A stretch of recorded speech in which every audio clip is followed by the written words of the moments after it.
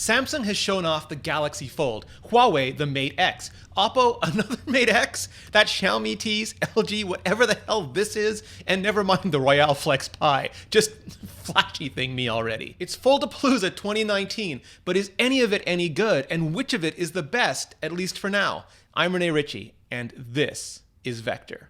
Confession, I love this. The heady days when nerdy new gadget types are still so nerdy and new they squeak when you turn them on too fast. No one really knows what they're doing yet, and everyone, almost, is just experimenting and trying to figure things out. See, Apple never participates in this part. They prototype the stuffing out of stuff internally, of course, but otherwise they prefer to sit back, watch, and learn from how everyone else interacts with everything else that hits the market. That's how they figure out ways, hopefully, they can make a difference if and when they do enter. And I love watching all this too. Candy bars with keyboards, flippers, sliders, side kickers, and tilters. After Apple, most vendors seem to calm down and treat them like reference designs and coalesce around a few mainstream ideals. But in the early days, everything is on the table. Everything. Look no further than the Samsung Galaxy Fold and the Huawei Mate X, or as my friend and colleague Daniel Bader from Android Central calls them, the innie and the outie. Trademark, of course. Now, I didn't get to go hands-on with them yet. Well, nobody outside of Samsung has gotten to go hands-on with the Fold yet, but a couple of my friends have gotten to go hands-on with the Huawei Mate 10, and I'm going to be leaning on them heavily here. Alex Dobie from Android Central, and the one and only MrMobile, Michael Fisher. Thanks, guys. Samsung's first bold move into foldables is almost exactly what I talked about in my previous video, link in the description. It's as classic a design as classic can get, given that it has a cover and you open it up, just like we humans have been doing with books for functionally forever. The innie has the advantages of protecting the foldable display when it's closed, which is good because these first generation of foldables have plastic screens. Yep, there's no Gorilla Glass that bends without breaking yet, so just how well flexible OLED will hold up to the scuffs and scratches of daily use remains to be seen. It also means you can mount the cameras on the back cover, so you get the full width for the full display, almost. Samsung has this emo fringe-shaped notch over on the right there, but with the Mate X, it's all screen. The outer screen of the Galaxy Fold is famous for its giant bezels. Instead, Huawei offers a standard phone-sized squarish panel. So I think this is the right approach, and honestly, I don't have much of a problem with the bezels on the front or the small display size, because if I'm using a phone, if I'm using it with one hand, which is the only reason I would be using it while it's closed if I'm not talking on it, I don't want my thumb to have to travel as much as it does on, say, a Galaxy S10. But it necessitates you having that extra disconnected front cover screen that apps have to literally jump to and from to offer anything remotely like a continuous experience. And you can't double dip on the cameras, so you can run into a lot of duplication and overhead there. Overall though, the innie seems better protected, but less efficient. Huawei, on the other hand, other side, other fold, whatever, is zagging where Samsung zigged. Instead of an innie, they're going full-on outie. The Mate X promises the same practical benefits as Samsung's Galaxy Fold, announced a week earlier. It gives you a one-handed smartphone and a two-handed tablet bundled into one mobile device. But where the Galaxy Fold closes around its primary display to protect it, the Mate X flips the script. Its display becomes the casing when the phone is closed. That means there's no separate cover screen, no third screen to worry about.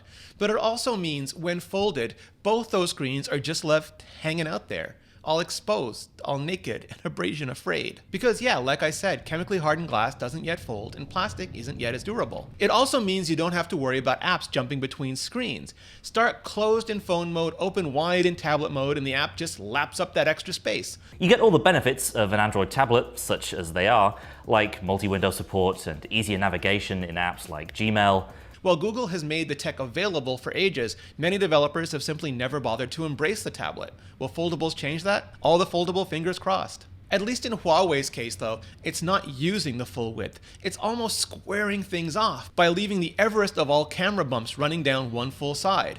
It's great because it means the display can run hole loose and notch free, and the main cameras can serve for both your selfies and your LCs, which is totally a word.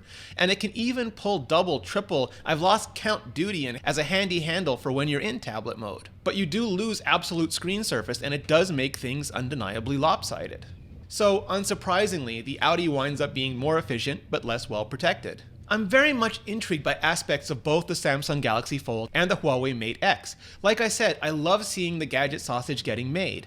Samsung's solution is more complicated, but is it more practical or just overkill? Huawei's is more elegant, but is it idealized or just compromised? To be clear, neither is a response or answer to the other. That's just lazy tech writing fodder. All this stuff is so new we haven't had time for response videos, much less full-on year or years-long product development cycles. And there's a ton of work that still needs to be done, including figuring out how to make these bendable screens more durable, how to make those creases in between less distracting, and that's assuming they currently won't get worse over time, which is a pretty big assumption. Because there won't be a quote-unquote own the crease movement the way there was for notches and holes, not unless someone wants to argue butting a courier-style pocket right there in the middle is better than having a full-on tablet screen, and that's going to be a really, really hard argument to win. But damn, that crease. Still, the concept is compelling. Use your phone on the go and then stop and fold it out into a tablet to work or to play. Any long-term conclusions are going to have to wait though.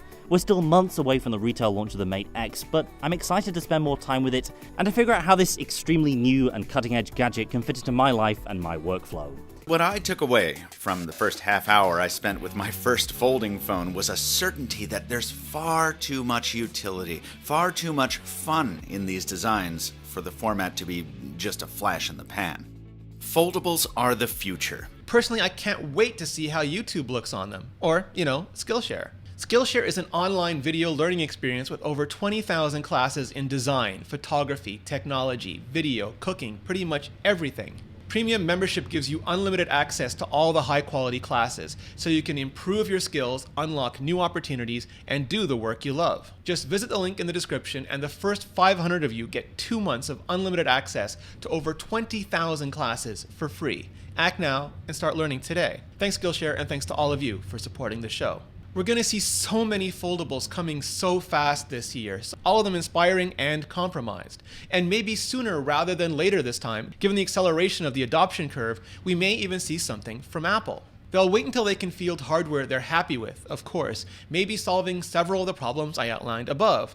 But thanks to size class and the massive catalog of existing universal binaries for iPhone and iPad, their software story is already well ahead. For now though, this looks like a Samsung versus Huawei battle, and while I know some are giving Huawei the edge, concerns around Huawei and the Chinese government are such that early American foldable adopters, and maybe others, may not really have a choice.